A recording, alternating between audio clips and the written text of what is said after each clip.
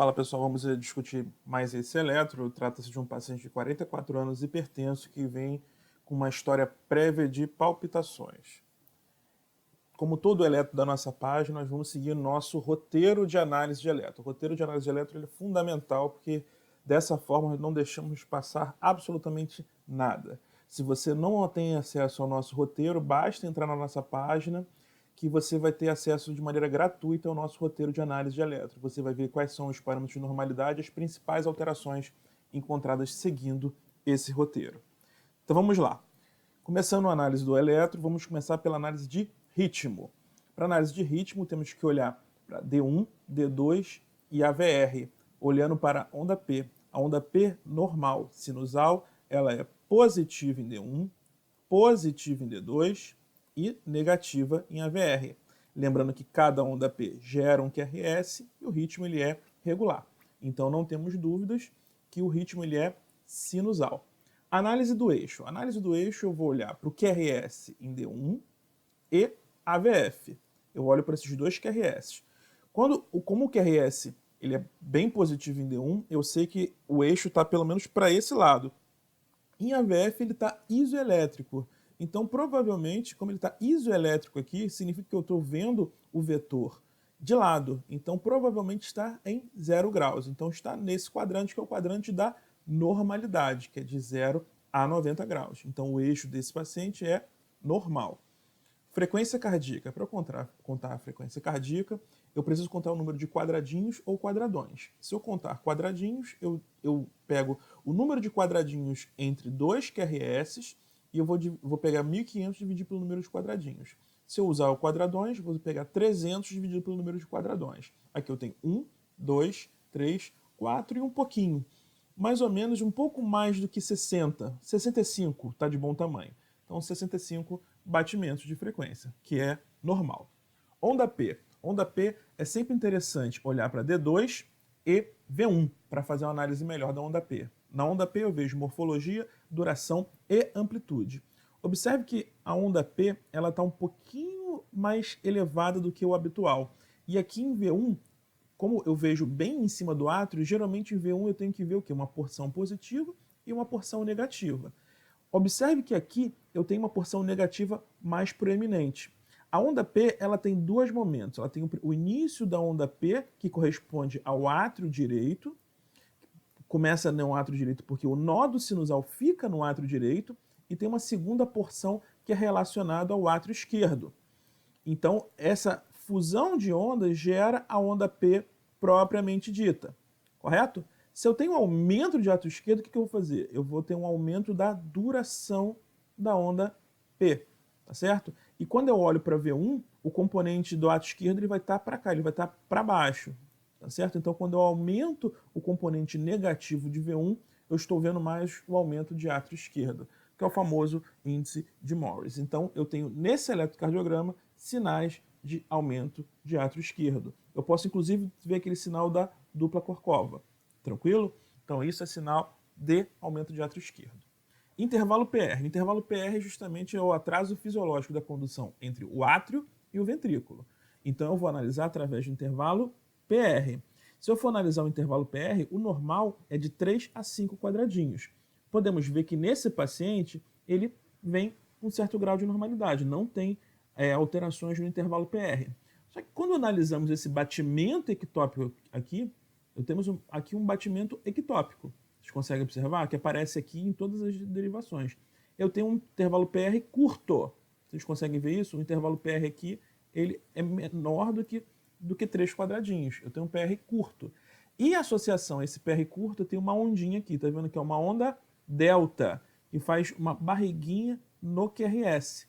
Tá certo? Então, PR curto com essa onda delta fala a favor de síndrome de pré-excitação ventricular, conhecida como Wolff-Parkinson-White, tá certo? Eu vou falar mais com detalhes para vocês mais à frente, mas se você identifica um PR curto com onda delta, você observa um eletrocardiograma com padrão de Wolff-Parkinson-White, que só aparece aqui. Vocês estão vendo que nas outras derivações isso não aparece. Isso é um sinal de um Wolff-Parkinson-White intermitente.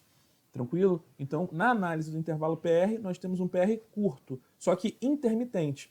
Nas outras derivações, eu não vou ter intervalo PR curto. Tranquilidade? No QRS eu tenho que ver morfologia, duração e amplitude. Morfologia. O QRS, eu tenho que analisar se tem onda Q, se a onda R ela progride nas precordiais, ela vem progredindo sem problemas. Lembrando que eu tenho que analisar o batimento normal, não o batimento ectópico, então eu tenho que analisar o batimento normal. Você vê que a onda R ela cresce nas precordiais. Eu não tenho aumento da duração do QRS. Quando eu tenho aumento de duração de QRS, tem que pensar em bloqueios. E em termos de morfologia também não tem alterações, nada que sugira bloqueio, nada que me sugere hipertrofia. Então, a única alteração que aparece no QRS é a onda delta, que aparece justamente nessas derivações aqui, tá bom? Aqui em todas elas que no batimento ectópico aparece a onda delta. Vocês conseguem ver aqui onda delta, onda delta, onda delta. Então, são várias ondas deltas, justamente nesse batimento ectópico. Então, a alteração é onda delta. Segmento ST. Segmento ST eu tenho que analisar se tem supra ou infradesnivelamento. Observe que isso tem que olhar para todas as derivações. Eu não tenho nenhum supra, nenhum infradesnivelamento. O único infra que aparece é justamente quando eu tenho batimento ectópico.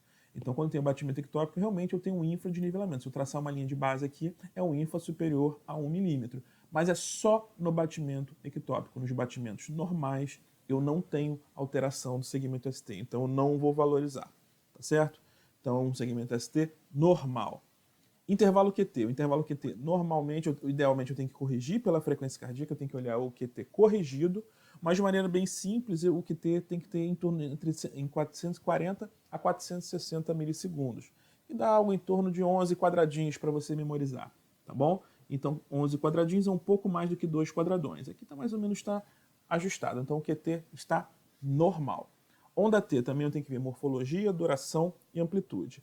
A onda T normal, ela tem a morfologia que eu chamo de morfologia em montanha-russa. Ela sobe devagar e desce rápido. Ela é assimétrica, então a porção ascendente ela é devagar e desce rápido, que é o que a gente observa aqui, tá vendo? Ela sobe devagar e desce rápido, sobe devagar e desce rápido. Além disso, tem que ver amplitude da onda T, porque alterações da amplitude da onda T podem marcar questões relacionadas a distúrbios eletrolíticos e a isquemia. Tá? Eu não vejo alterações da amplitude da onda, da onda T. Então, a onda T, nesse paciente, ela é normal.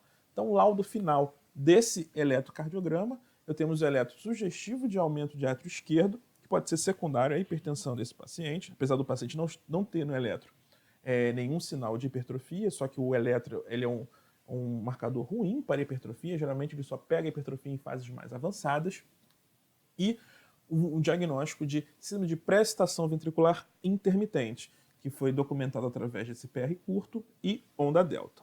Vou falar um pouquinho para vocês sobre a síndrome de pré-excitação ventricular. Esse é o sistema de condução cardíaco.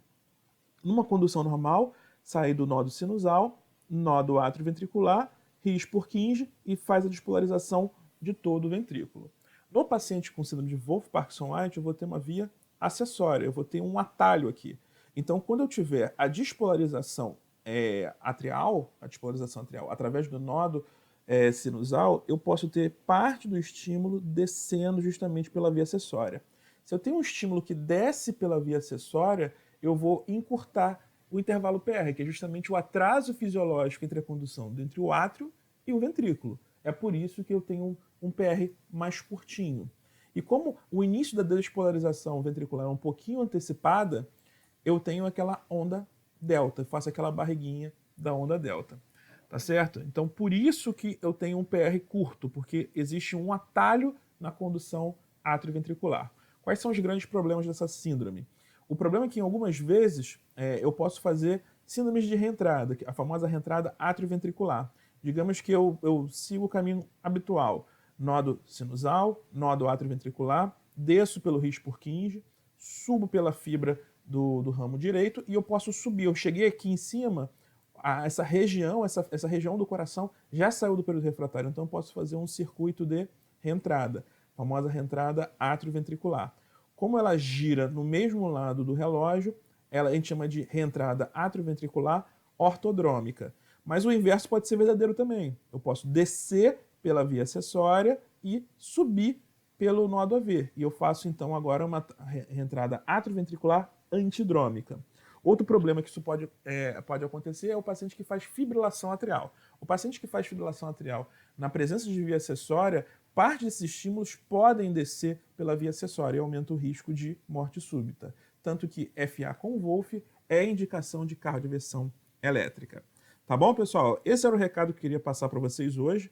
Não deixem de seguir nosso canal no YouTube, visitem nosso site, tem muito material no nosso site, temos e-books, cursos gratuitos, e curtam bastante a nossa página, tá bom? E divulguem para seus amigos, ajude-nos a crescer.